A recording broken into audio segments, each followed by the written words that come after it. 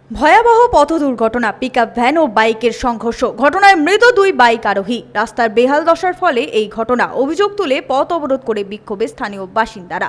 মঙ্গলবার আসানসোলে বারাবণী থানার অন্তর্গত বালিয়াপুর মোড়ে পথ দুর্ঘটনায় মৃত্যু হয় দুই বাইক আরোহীর। স্থানীয় বাসিন্দা রাজেশ মণ্ডল জানান, দুই বাইক আরোহী আসানসোল থেকে গৌরাণ্ডীর দিকে যাচ্ছিলেন। সেই সময় এক পিকআপ ভ্যান সজোরে তাদের ধাক্কা মারে। ঘটনাস্থলে পৌঁছায় পুলিশ এবং গুরুতর আহত অবস্থায় দুজনকে আসানসোল জেল হাসপাতালে নিয়ে গেলে চিকিৎসক মৃত বলে ঘোষণা করেন।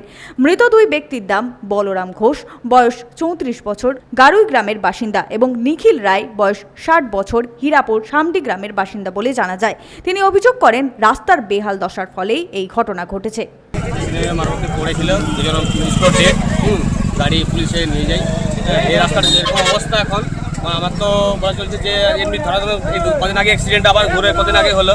আমি চাইছি এই রোডটাকে একটু পুলিশ প্রশাসন একটু দেখুক রোডটাকে, আর সিল যারা গাড়িগুলো চালাচ্ছে, ডাম্পার এগুলো যাচ্ছে, ওরা অন্যদিকে রোড করো, তাহলে মানুষের কোনো অ্যাক্সিডেন্ট হওয়ার চান্স থাকবে না।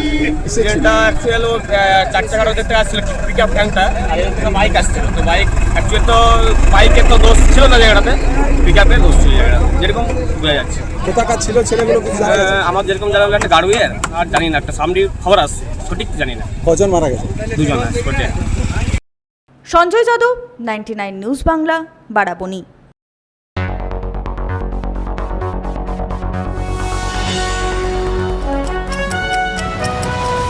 আপনারা দেখছেন 99 নিউজ বাংলা।